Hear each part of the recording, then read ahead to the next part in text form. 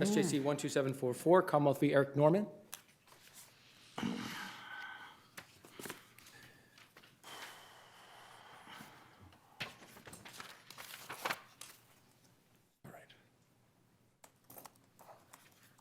right. Good morning, Your Honor. May it please the Court, Assistant District Attorney Jamie Michael Charles for Middlesex on behalf of the Commonwealth.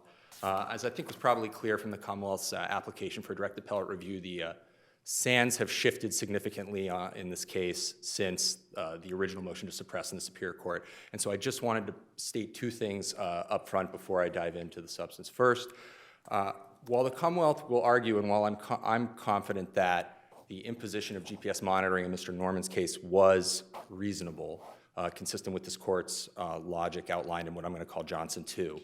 To the extent this Court disagrees, I'd submit that the appropriate course of action would be to remand the case, particularly where the defendant's motion to suppress did not raise the issue of whether the imposition of the device as a first matter was appropriate. I'm sure, counsel, you understand one of our concerns is imposition of a GPS device needs to be related, if it's pretrial, to the goal of the bail statute. And I guess what I'm struggling with is how does that imposition of a device ensure a defendant's appearance? I think that is sort of like the through line that is the constant between my brother's brief and Amici's brief that I think is sort of faulty.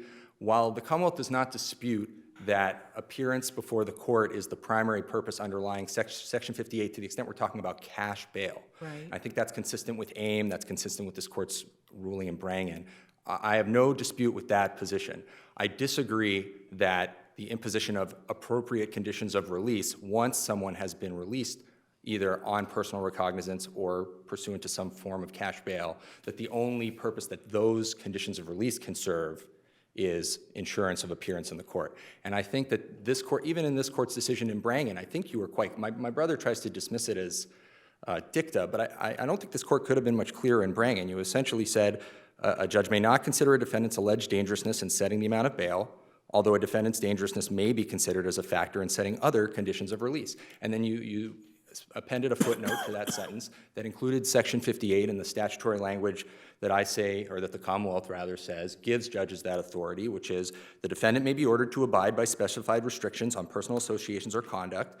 And while, yes, there are examples that follow, it says including but not limited to. So it's pretty unfettered, I would submit, as long as it's consistent with the purposes, appropriate purposes. So could I ask you, we had Commonwealth versus Dodge. Correct. And then we have the amendments to Section 58. I can't remember, maybe it was 2006. That's correct. With the personal association. Correct. And conduct. So with that legislative change, is Commonwealth versus Dodge now not a concern anymore? Or can you impose, as long as it's somewhat, as long as it's related to the issue of bail, can you impose conditions now that we've had that amendment? Yes, I would say that as long as it vindicates valid interests, then a superior or district court judge can impose conditions of release. And I'll remind the court that in Dodge, the conditions that were sought related to protection of the defendant and the general public, and the court noted that in the decision. So in that case, the conditions that were at issue were not conditions that were seeking to ensure the defendant appeared in court. They were conditions that were seeking to protect the defendant and the public. But the bottom line is that, we had other statutes like 42A, and the implication was, well, 58 doesn't say anything about conditions, but your reading of the amendments is that Dodge is dead. Functionally, yes, I would submit that that's true. And just to the point you were just making, the Commonwealth also doesn't believe that the subsequent amendments to 58 and the addition of separate language that may have been more specific as to the purposes of conditions in particular contexts necessarily makes a difference in assessing the 2006 language that was added by the legislature. Anecdotally, I'll just note that for what I'll call them the domestic violence additions that were made in 2014 were fast-track language that was, I believe the bill was brought to the legislature and passed within the course of a month. It was an emergency bill. I would submit there was not a lot of consideration of how it would affect other portions of the statute. I would also point this court to your decision in Garvey, which I think is a 2017 decision of this court, 477 Mass at 6465. That considered the habitual offender statute, and the Commonwealth was making an argument in that case that Section 25A did not require separate and distinct incidents because an amendment to the statute that added 25B did specifically refer to those. And invoking this doctrine of maximum negative implications, this court was very clear that the fact that different language appears and is added later in a statute that may be more specific doesn't necessarily mean that the existing language is altered by that addition. So I would say here, the 2006 language that was added is not ambiguous. It says the defendant may be ordered to abide by specified restrictions on personal associations or conduct. And I think all of our district and superior courts, consistent with that language, have been imposing a variety of appropriate conditions. And I sort of got off the thing I wanted to say up front. I think as to GPS, consistent with this court's decision in Johnson 2, I agree that there needs to, this is now a search, and there needs to be an assessment by the trial judge of whether this is reasonable based. When you look at Grady, Grady says there needs to be, it's a search and it's valid absent consent, but you look at our consent jurisprudence in Johnson and Feliz, are you conceding that consent is not an issue in this case and we shouldn't? So I will say that, yes, I am, I do not believe that consent alone. I'm trying to nail you down. Yes. So consent is out. No, as this court, yes. Yes, As this consent court is recognized in Johnson 2, notice and is a relevant consideration. But simply the fact that a defendant consents. On expectation of privacy, but consent is not an issue. I would agree in this instance where, based on what this court said in Johnson 2. Although I do want to note, and I don't think it merits extensive discussion because there are other important interests that need to be discussed, but I disagree that that is because of LaFrance. I think that the issue in LaFrance, where you're talking about someone who has been convicted and is now being sentenced by a judge, regardless of whether they consent to anything, and in Feliz as well, where we're talking about the mandatory imposition of something in which there is no discretion, that is a distinct circumstance from what is happening when bail is set pretrial, where a defendant has counsel and the parties are lobbying for an outcome. But based on the inherent coercive nature of it, you're not going to rely. That is not the cornerstone of the Commonwealth's argument, no. Well, not a cornerstone, it's not any part of it. Well, no, to the extent that Other than notice is expectation. relevant, but certainly not just the fact that you sign a form would not be dispositive of the question. So Johnson 2 says that if it was reasonable to impose the GPS, then targeted requests for information are permissible. But it requires first a finding that it was reasonable to impose the GPS. That's correct. How is it reasonable in this particular case? It's a drug offense. There's an order to stay out of Boston. And Section 58 refers to specified restrictions on personal associations or conduct. I don't know how staying out of, this is to enforce the restriction to stay out of Boston? Is that within the scope of, is that a reasonable imposition of GPS, either under the terms of Section 58, or if it's within Section 58, is it still a reasonable thing to do? So that dovetails with the second point I was hoping to make up front, but that we kind of deviated from. There is no indication that this GPS was imposed solely to vindicate the stay out of Boston condition. Here, there is an inadequate record, or not an inadequate, but an incomplete record as to what the purposes of GPS were. And frankly, due to the fact that the defendant in neither the BMC case nor in this case in his motion to suppress challenged the initial imposition of GPS, we now have a deteriorated record. The Commonwealth reached out to the Dorchester District Court, and consistent with Special Rule 211 of the district courts, the audio of the arraignment has now been destroyed. So the Commonwealth is now, through no fault of its own, sort of in a disadvantaged position where we maintain that if you look at the defendant's Board of Probation record, if you look at his history of violations of probation, if you look at the fact that he faced a min-man on this case, and that on his prior conviction of this same drug crime, he received a 5-year federal sentence with 5 years from and after probation, he was somewhat of a flight risk. He was an individual who had a proclivity for committing crimes in a particular area that could have if it's a warrantless search and you bear the burden, don't you automatically lose without the factual basis? Are we talking about step 2 now, like the search of the data? Either way. So the chief raised the issue of Johnson too. And actually, are you finished with answering this question? I'm sorry. Well, I guess I was on my way, but No, finish. Keep going. Complete your journey. the step one of Johnson 2, as I read it, requires a determination whether the initial imposition of GPS was reasonable. And that is based on the totality of the circumstances weighing the Commonwealth's interests against the invasion of privacy of a defendant. And what I'm suggesting to this court is, when we're talking about conditions of release and not cash bail, it's not simply will a defendant appear. Dangerousness is a relevant consideration. Specific deterrence of someone who has a proclivity for committing crime is relevant determination. Yes, ensuring appearance, ensuring that there is no risk of flight.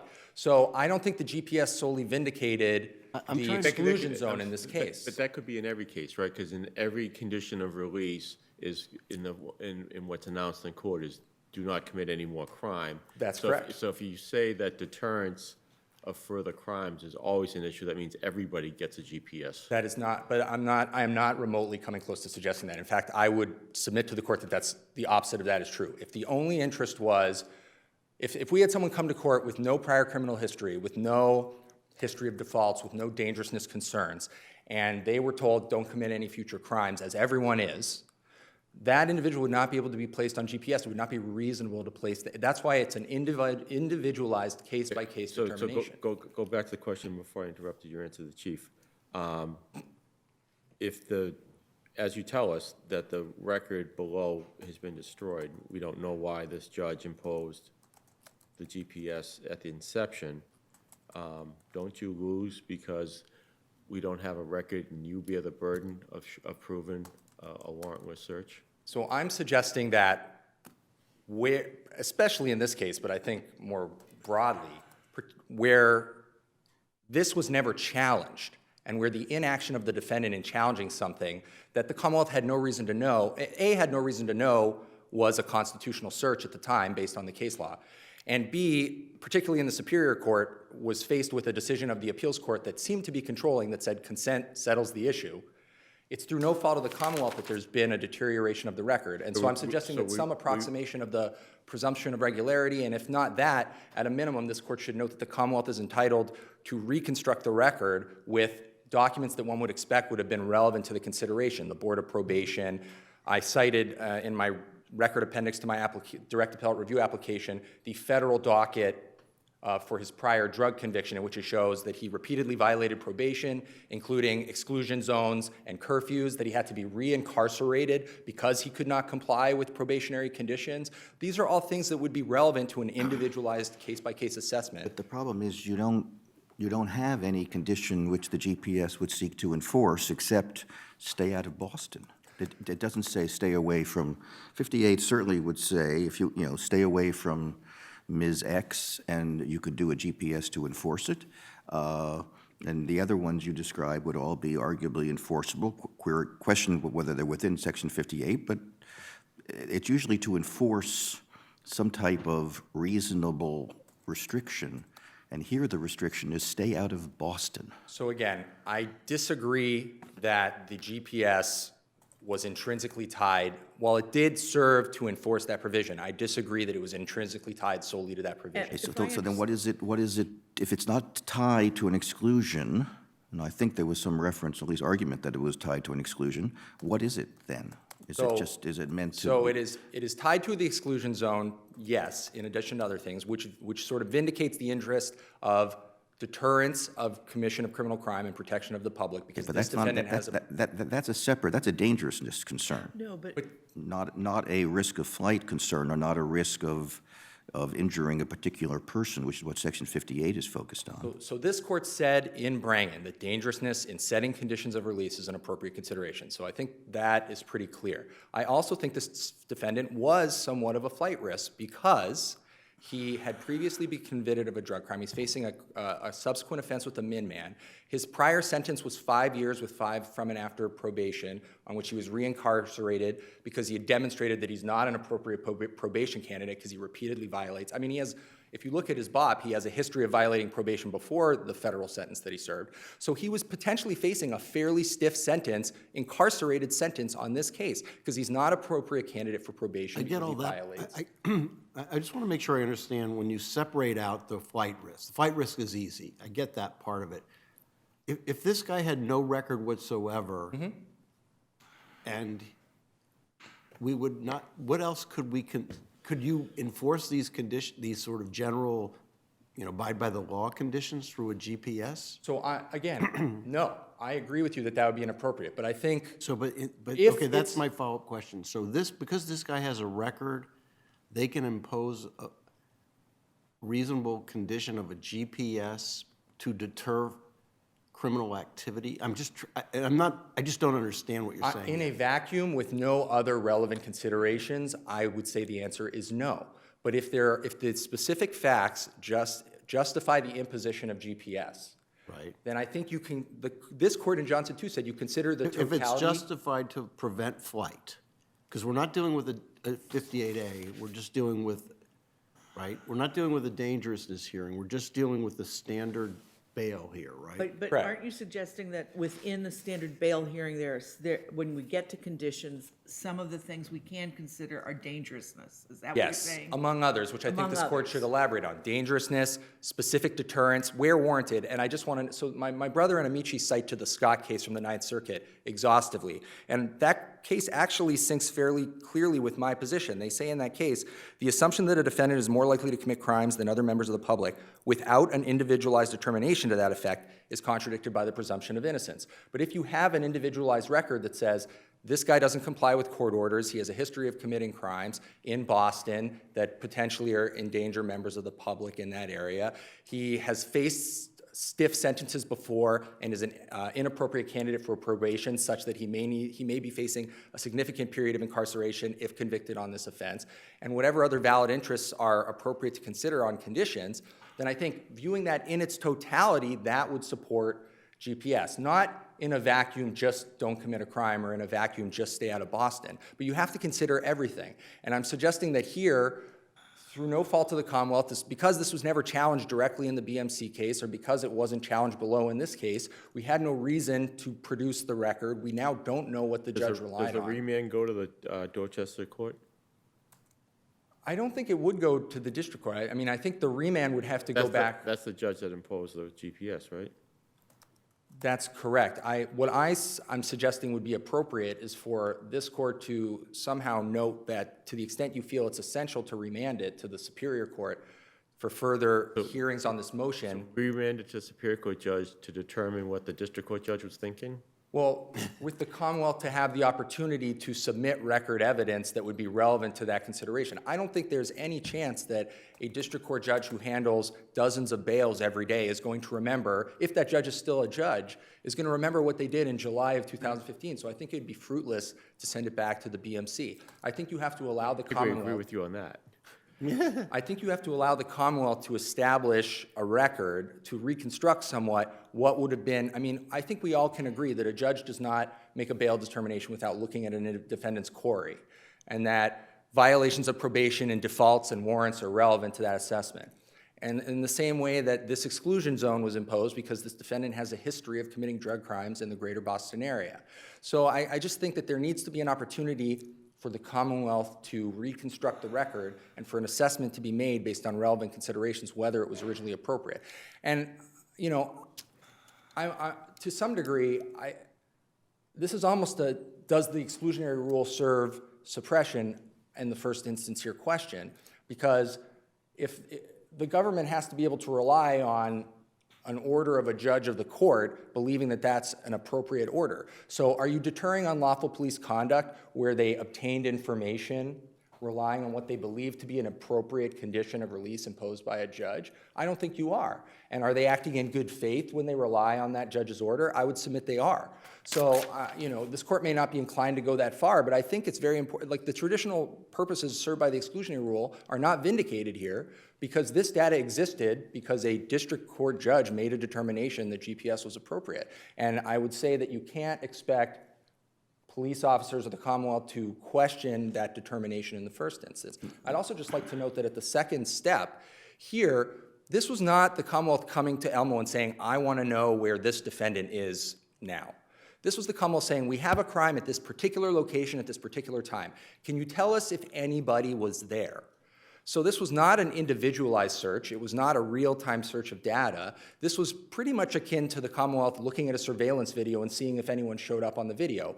Or, I think as this court analogized to in Johnson, us comparing a DNA stain we found on this, or a DNA sample we found on the scene to a database and seeing if it matches anyone. This was not a search that infringed significantly on the defendant's expectation of privacy at the second step. We didn't even target him. It was just, can you tell us if anyone who was on monitoring, which we assume they were properly on monitoring because a judge would have imposed it, can you tell us if they were at any of these 5 discrete locations at this specific time? That's a very narrow search request that's not even individualized to this defendant. So I think it's very hard to say that any reasonable expectation of privacy was infringed by that. And I know I'm over, but the last thing I'd like to say, if you'll indulge me, is while I recognize it's somewhat moot at this point, I do think it's important for this court to comment on what the Commonwealth believes was the motion judge's erroneous application of the Marks rule below.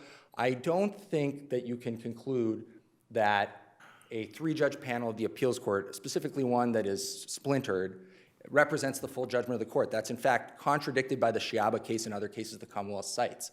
You cannot find an amalgamation of the concurring and dissenting opinion to fashion relief for a defendant. If the majority of the court on review had agreed with Justice Granger, he would have been the majority in Johnson 1, not Justice Mead's majority. But that's essentially saying we should say, by the way, it doesn't matter, but we usually don't do that.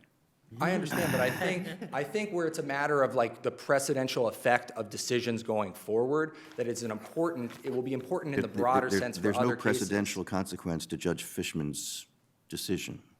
No, I don't think it will have any effect on Judge Fishman's decision. I'm merely suggesting that going forward in future cases, Judge it would have an Fishman's impact. decision has no precedential value, though. At this point, I would agree that that's the case because the legal rubric has changed. And so, again, the Commonwealth believes that there was sufficient evidence to justify the search here, but to the extent the court disagrees, I'd ask that you remand for further proceedings. Okay, Thank you. Mr. Spurlock.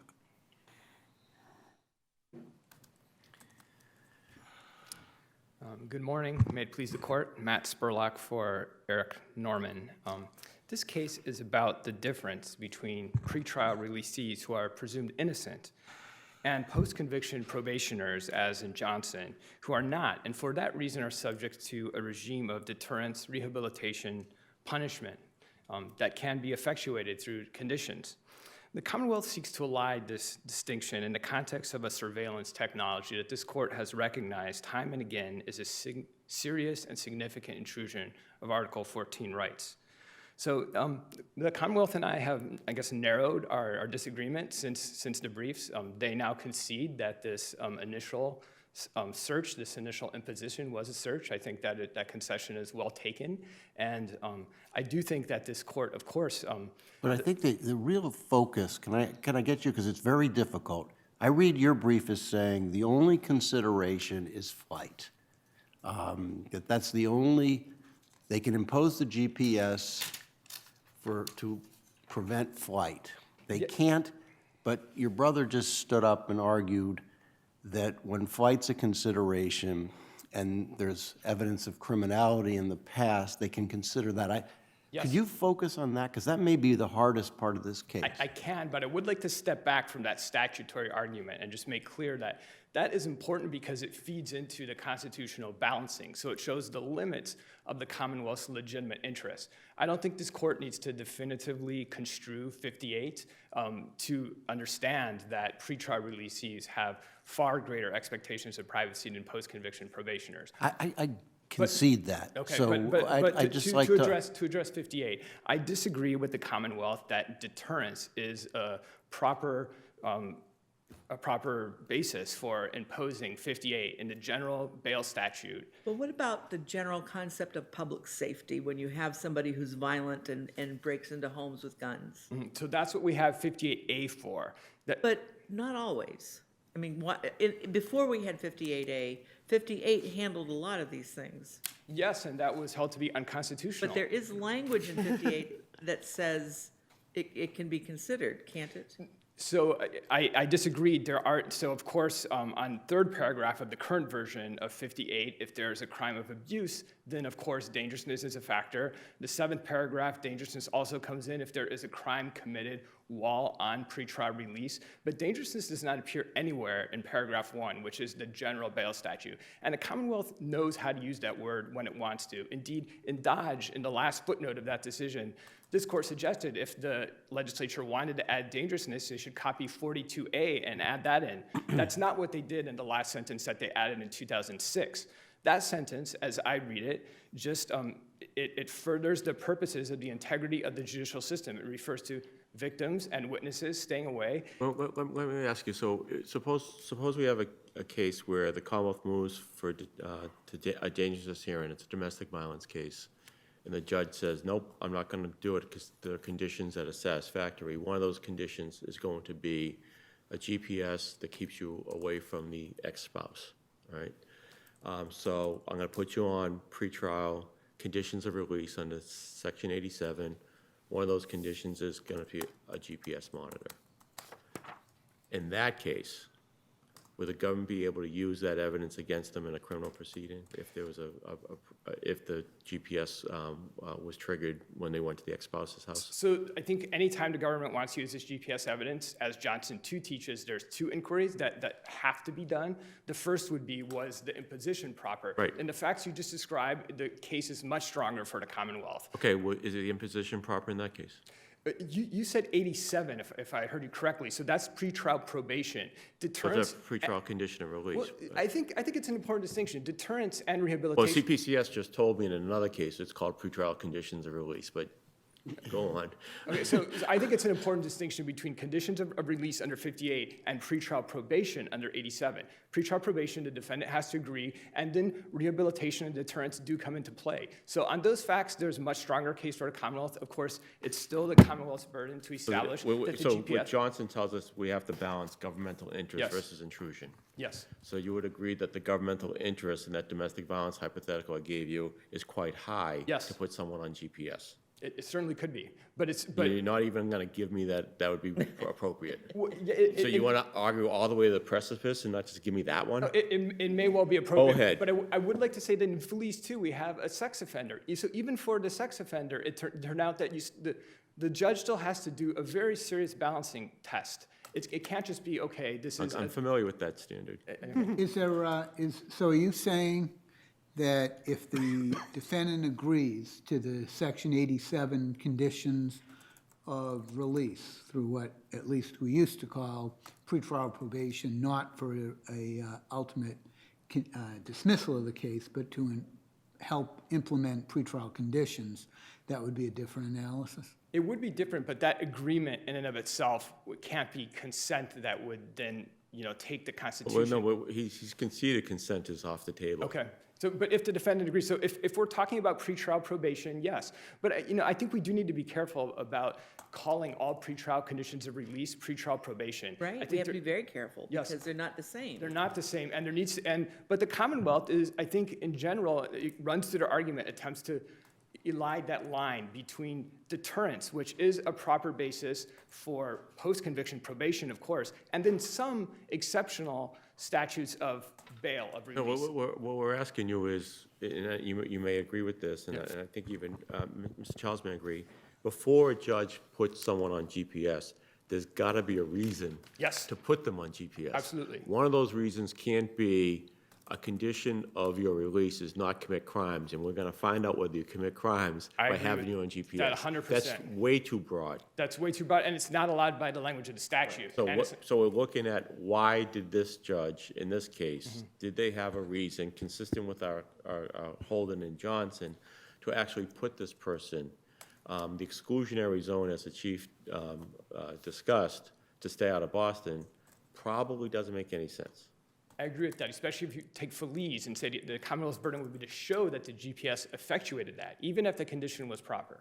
Now, you just said, and it's not allowed by the statute, so, and you're referring to Section 58.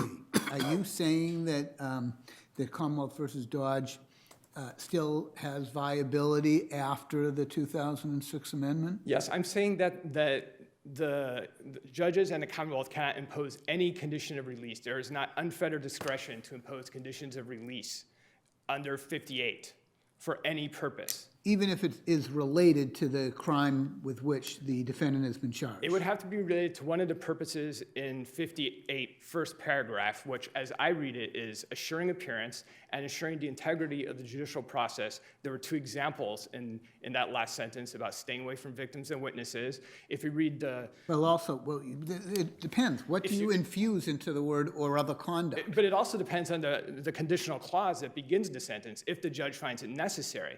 Now, as the Commonwealth reads that sentence, it could find it necessary for any reason, and that becomes totally duplicative of 58A on a lesser showing by the Commonwealth with lesser procedural protections. And so, I think the logic of Dodge still holds. So I think it would be a very dangerous road to go down to allow that last sentence in 2006 to open up. There would be no difference between 58 and 58A. The predicate crimes dropped out, procedural protections drop out. So, but again, the court doesn't need to authoritatively construe 58 in this case, because this is a constitutional matter. We know that pretrial releasees have greater interest. But we don't reach constitutional issues unless we have to. And what I think I'm hearing, and you'll correct me please if I'm wrong, is that before you get to the constitutional issue, it's your position that the language of Section 58, taking into consideration Commonwealth versus Dodge, does not allow the imposition of GPS.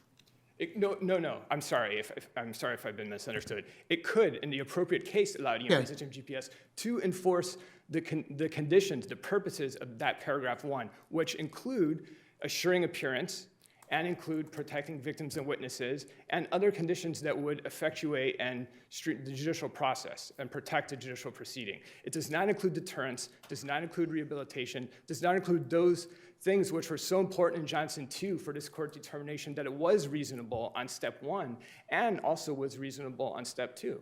Any reason for a remand? That's a difficult question. I think that the violation happened the moment Mr. Norman was ordered a fix with this without the proper constitutional determination. It's true that it wasn't raised below, so I don't really know what to do with that. I don't think you need to remand, though, for the following reason. You can just affirm on the second inquiry, the inquiry that Judge Fishman decided it on, because we know that the search was unreasonable. The search of a pretrial really seized GPS points for criminal investigative purposes was unreasonable. It violated his subjective and objective expectations of privacy. Even if you, so you went on the second, see, I see the first prong being Yes. very difficult, but the second prong of the search seems very consistent with Johnson too, because it's so targeted. I don't agree for the following reasons. Why I not? think as this court said in Johnson 2, they are so intimately interconnected that it's hard to describe them apart, but I will attempt to. The second inquiry it's the Katz test, right? So it would be my burden to show that it violated the objective and subjective expectations of privacy. But those expectations are informed by the legitimate reasons that the Commonwealth has to impose GPS. No, So really, let's assume I mean, I don't quite follow that, because I understand, once you know it's on you, you know it's monitoring all your movements. I don't think we in any way suggested in Johnson 2 that if it was appropriate, that, it could only be used for in that case, the probationary conditions. We said the opposite. It could be used for investigatory purposes. But that was only because a probationer would reasonably expect that he would be surveilled for the purposes of deterring future crimes, especially this particular probationer. You think that someone who has a bracelet on their ankle a week beforehand and sneaks into a house isn't aware that that could be a problem? I think Then that's objectively reasonable? I think it's objectively reasonable because it corresponds precisely with the legal authority that the court would have to impose it on him. So if you're going to impose GPS, as we just discussed, on a pretrial releasee, the purpose of that GPS cannot be deterrence. So you have two people break into a house. One of the Confederates says, "Whoa, you've got an ankle bracelet?" And the other guy says to them, "Don't worry, they're not going to look at it. It's only from my conditions of release. We're good to go." Well, the same is true for cell phones. I mean, given what technology is nowadays, we have constitutional protections because the police have immense power to pinpoint any of our locations at any time. That doesn't change the constitutional protections of the subjective. Right, And- so let's go back to what you said about the reasonable expectation of privacy needs to be related to the purpose of the imposition of the GPS. Yes. Where are there any other analogous situations in the search and seizure law where we've made that link for reasonable expectation of privacy. Well, this is a new area of law, so you know, I don't have any cases to give you, right? I'm just looking for the foundation of that theory. I don't have anything to give you. I can give you LaFrance, where this court said that it would not allow the police to use the probation office as a subterfuge to do criminal investigations. So in LaFrance, the probation officer could search warrantlessly based on reasonable suspicion with a warrant, or with a warrant. That was going into somebody's home. Sure, but it was still a search. This is also potentially going to someone's home, going to anywhere this person is. So the court there made very clear that the probation officer could do it, but the police couldn't. And in Moore, which was much more recently, it reaffirmed that holding where the parole officer could do the search just So what's based the on. purpose of putting this GPS on? The purpose would have, I don't think there was any legitimate purpose in this case, but if there was a legitimate purpose, if the Commonwealth could somehow establish that the GPS would be appropriate for this pretrial releasee based on a risk of flight, and I think they're mischaracterizing his record. I don't think it leads to the conclusion that he actually was a risk of flight, but leaving that aside, the purpose would be to assure his appearance. So the purpose is not to figure out where he is at any time of the day or night for a criminal investigation. That's quite different than in Johnson, where the court said in that opinion, the whole second part of Johnson is all about this probationer can't have a subjective or objective expectation of privacy where he knew that he was put on it, and this is where notice comes But in, doesn't the to case deter really, crime. doesn't the case just really rise or fall on whether in the first prong, whether deterrence is an appropriate consideration?